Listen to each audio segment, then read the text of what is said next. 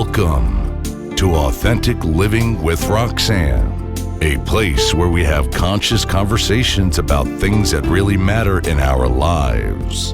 And now, here's your host, Roxanne Derhaj.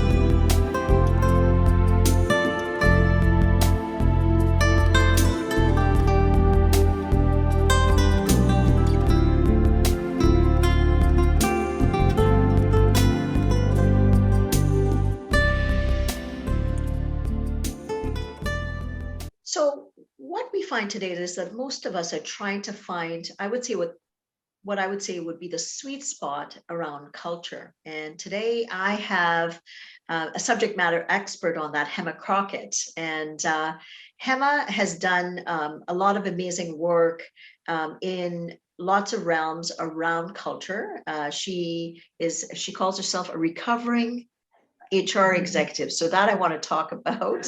And Hema has recently written two books, one around designing exceptional cultures, and that was released in February, and soon to be released, The Everyday Leader. And she lives in San Diego with her husband. So Hema, thanks so much for coming on today. Roxanne, thank you so much for having me. I'm excited about our conversation today. So let's talk a little bit about now, and Hema also owns a HR, I would say it's not an HR consulting firm, but it's a recruitment firm for some HR capacity, but also a lot of coaching, and it's called Gig Talent. So let's talk a little bit about kind of your path and what brings you to here today and doing the kind of work that you do, Hema.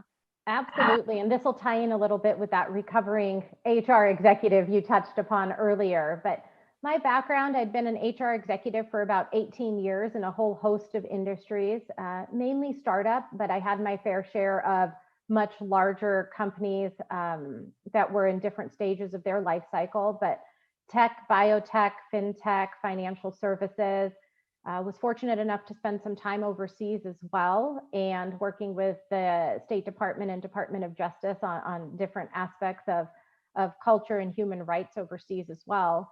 And came back to the States in 2013 after having lived overseas for about 3.5 years and went right back into the thick of things, picked up my career, although I told myself I was going to take it easy, not work 75, 80 hours a week, not jump right back into it like I did. And that lasted for all of about 4 months. And I was right back in it. I loved the work that I was doing, helping organizations really build these amazing cultures, whether they were going through times of transformation or whether it was internal growth or acquisitions or post-acquisitions.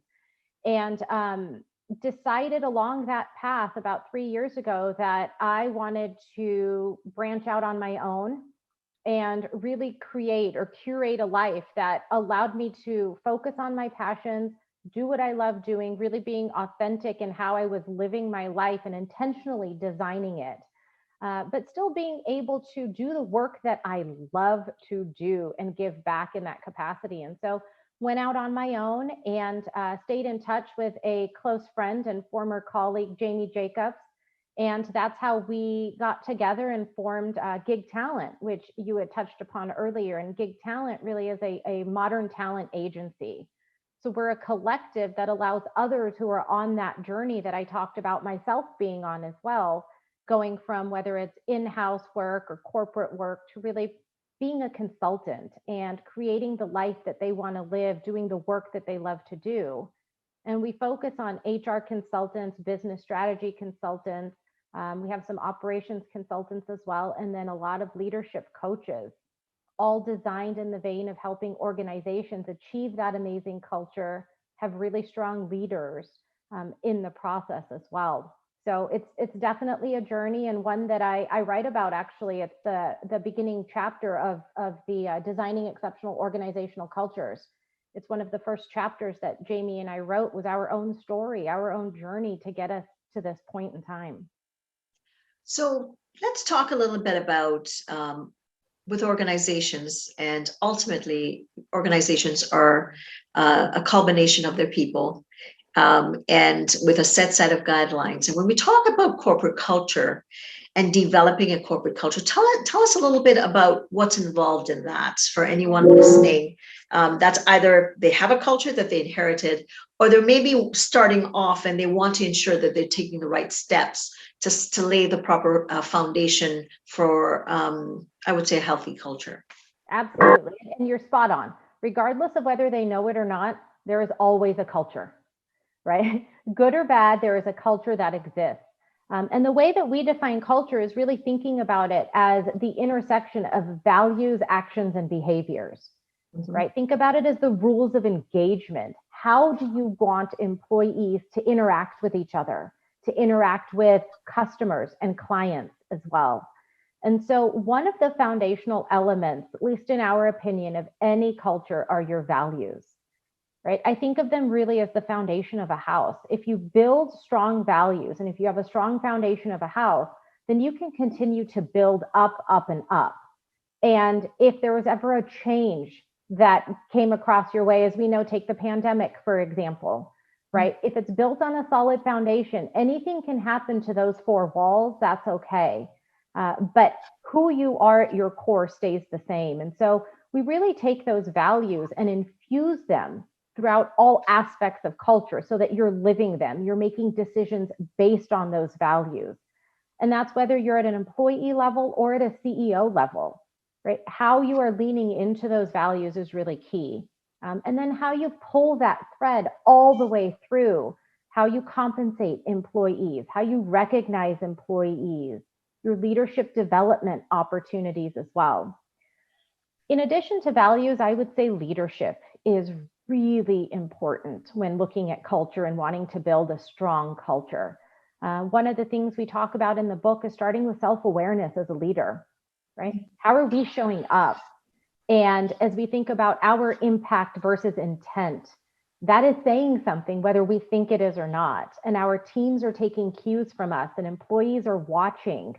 And we're very deliberate in making sure we started out with leadership and self-awareness in that aspect, because it's one of the areas we have routinely seen derail a culture. This whole concept of do as I say, not as I do. So when you talk about awareness, and that's a big part of my book, I often talk a little bit about the beginning, and I often say, our leadership story sometimes begins well before we realize it. So I think about myself, and my kind of sweet spot is talking about authenticity, being connected to yourself, having awareness. And I think about where that came from. And culturally, I'm from Trinidad and Tobago and grew up in a little small village with a lot of really fundamental, some East Indian values, some combination of a small little unit and very, very interconnected extended family. And one thing that I noticed quite early is that when people were disconnected, how it impacted me and my capacity to be able to kind of function within that system. So what I'm wondering with you is, what's your leadership story? Exactly as you said, I think it starts long before we actually recognize it.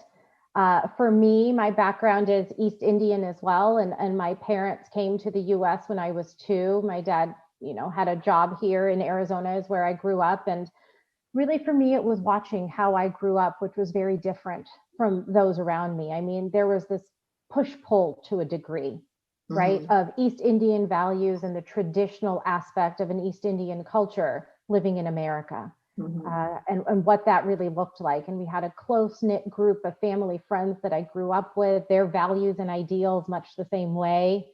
And I think for me, that's where it started. And then watching my parents, right? My dad go to work every morning. My mom worked to get another degree and then go to work and have a career, take care of the house, take care of the kids, and really be there for us when we needed it. Watching my dad start his own company, even when he was working full time. Right? Have an employee come over to the house in the evenings and really work to make his other company a success. And I think for me, that's where it started. Really this concept of it's never easy, but it's always worth it at the end of the day. Right. Absolutely. And I think it also for me happened when I lived in Nepal. I was fortunate enough to live in Nepal for about 2 years, and living in Kathmandu, in a city where you see, I think, the harsher side of life in many regards, but in a people who are so loving and so caring and will give you the shirt off their back, and how you show up in that environment and who you are. I think I learned a lot about leadership in that environment as well, and brought that back to who I am today because I was an adult when I went through those experiences. Do you find that a lot of leaders that you work with or that you've been exposed to are willing to go back that far? Like what we're talking about is rudimentary elements that started well before we were aware what we were going to do for a living, right? Before I decided to become a psychotherapist and you decided to go into HR consulting, values get formulated, right? So whether it's watching your dad work really hard and start a business, and myself with my dad, for instance. So my history is that was from the Caribbean, Indian. A lot of Indians went to Trinidad as indentured laborers, right? And then I saw my dad kind of go up the ranks to become a CEO, one of the first East Indian men at that level in the islands, because there was still, obviously, and still exists, a lot of colonialism at that time. So again, formulating at a child, not realizing that by osmosis, I was kind of taking these things in and, starting to kind of implement a lot of things, because my dad is probably as authentic as you can get. But he could lead just by his presence, was something that I felt very, very fortunate to have grown up around, and also colleagues and things like that. With leaders that you may have interfaced with, or even people that are going through, we're still in the thick of it in 2021. Do you find a lot of leaders are trying to create the space to go to that depth, or are they being reactive to the space of 2020 and 2021? Yeah, I would say a little bit of both, right? I would say pre-pandemic, there was a lot of reactivity. There was a lot of, this is the situation that has happened, let's just focus on this. And I think there was less intentionality, let's put it that way. And I think early pandemic, we probably saw quite a bit of that as well. But I definitely think that there are leaders, there's always going to be exceptions, right? But there are leaders who have really taken this last year and a half to figure out who they are and how they want to show up. Mm-hmm. And I think what's forcing a lot of those discussions are the employee base today. Employees have options. There's a lot of opportunity out there. We've all seen the articles, even recently, stating things like, there's a feeling that about 40% of employees will resign, or calling it the Great Resignation, because there are opportunities available. There are people have realized they want to work differently. And I think in that, we're forcing leaders to gain a level of self-awareness that they may not have had before, to really look at how they're showing up as a leader, and how those early experiences, or even just a catastrophic experience, even if they don't want to go back all the way to childhood, but how an event in their life has sparked who they are as a leader. And honestly, it's never too late to change that. It's never too late to add new tools to that tool belt at the end of the day. But I am noticing an uptick in coaching and executive coaching. And I think that's where a lot of it is stemming from. How can an individual show up differently, or as a better version of themselves in this environment? Not when quarterly, when you're attending the board meetings to report to the board, but really, how does that translate out day in, day out? And, looking at values, right? Because we started the conversation about looking at, like you said, values and how that translates into the behavior. What I love about what you're saying, Hema, is that, we used to believe that, it came one way. It either came from the top down to flow through, but you talked a little bit of a lovely concept, which is, if we truly really live within our values, it doesn't matter what level of the organization you are, because you understand the core fundamentals that create the foundation. So whether you're the person that's answering the phone, or even if you're external facing and you're the one that's the first person that the customer sees, all the way up to behind the house kind of ends of things, if you're working from the same value system, there's an affinity regardless if you're the senior suite or all the way to the front line. And what it also allows is for a difference of opinion, right? And that's okay, because we're bringing diversity to that table. We're showing diversity in thought as well. But what we're really saying is we don't always all have to agree, but we're doing it from a place of the same values in a very respectful way, in a very honest way.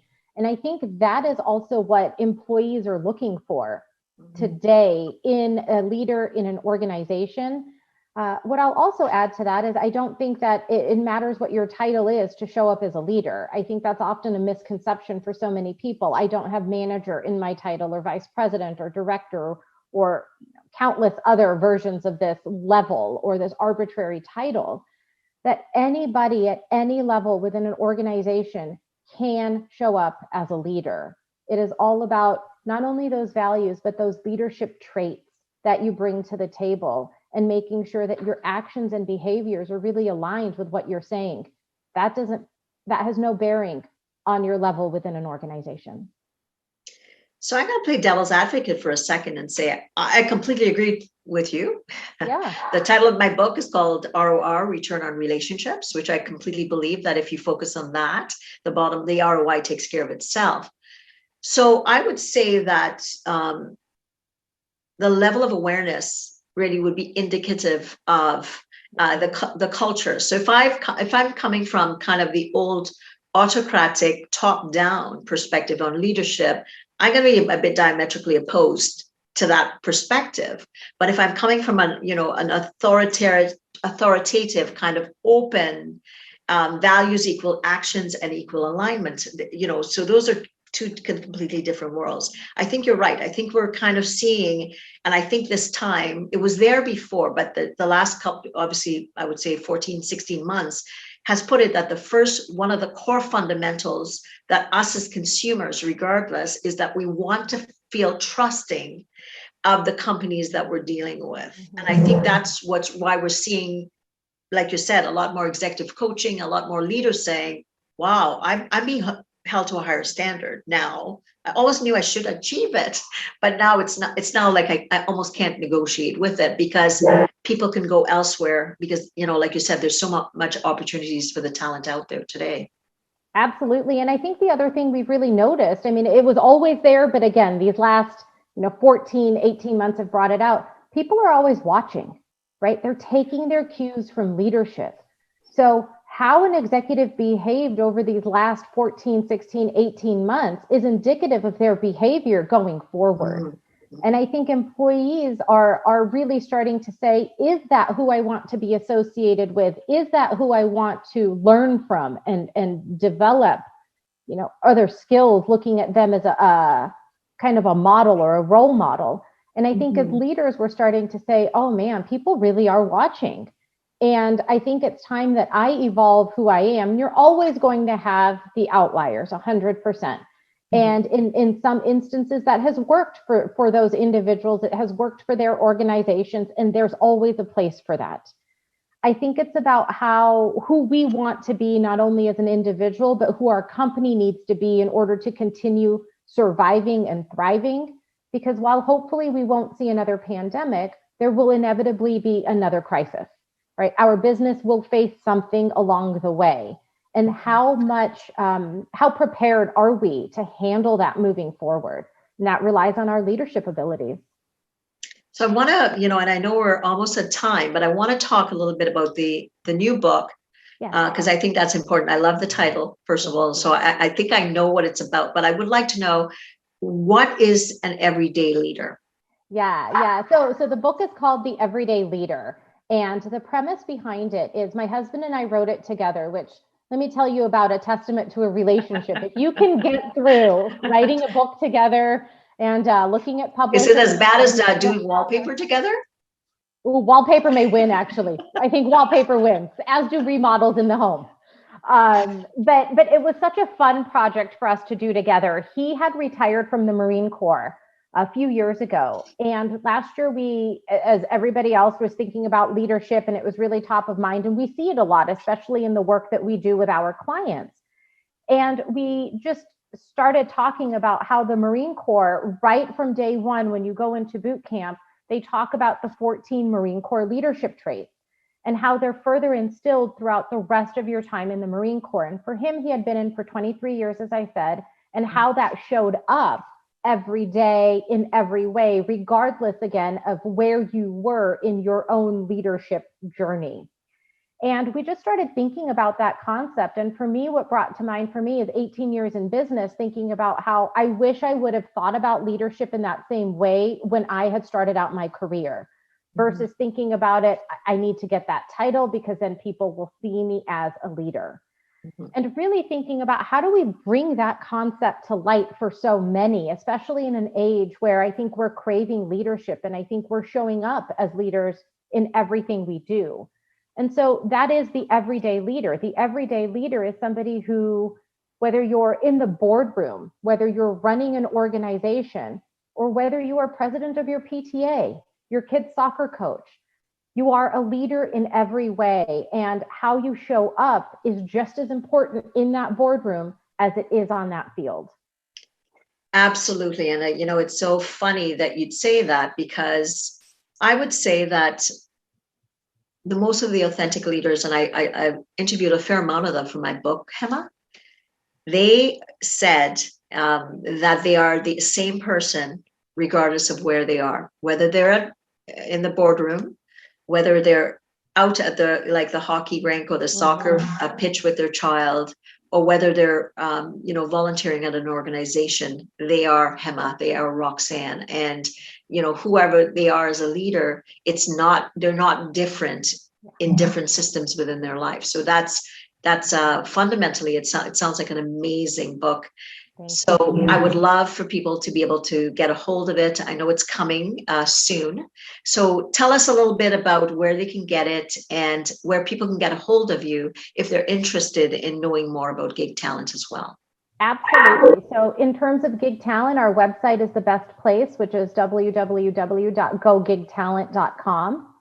Feel free to connect with me on LinkedIn as well, and follow our gig talent page on LinkedIn. And in terms of the books, both The Everyday Leader and Designing Exceptional Organizational Cultures, both are available wherever books are sold. And The Everyday Leader will be released in August, towards the end of August, but is available for pre-sale on Amazon today. Amazing. Well, thank you so much. So what am I walking away with? I'm walking away with the fact that think of your story and think of the fundamentals. Like Hema said, there was so many very different variables for her in being in Kathmandu, just witnessing certain things. She came back and she implemented or, kind of integrated that into her leadership. So as a leader, think about it. If you feel like, I don't feel like I'm in alignment, start to think about, why is it that I wanted to lead? Whether it's to be the best soccer coach there is for your kids' soccer team, or the best volunteer at the Boys and Girls Club that you are. Whatever it is, think about, why am I leading the way I am? And is it in alignment with my values? And why is that not translating out into my actions? Spend that time. Just a bit of awareness gives you a sense of where you are, and then in turn, it gives you some next steps. So again, thanks again, Hema, for being here. And if you're needing any information on authentic leadership, please connect with me at roxannederhodge.com. Take care, everyone, and we'll talk to you soon. Thanks for tuning in to Authentic Living with Roxanne, creating the space for positive, healthy change. Roxanne is a keynote speaker, psychotherapist, and coach. To work with Roxanne, visit roxannederhodge.com/blueprint. We'll see you next time on Authentic Living with Roxanne.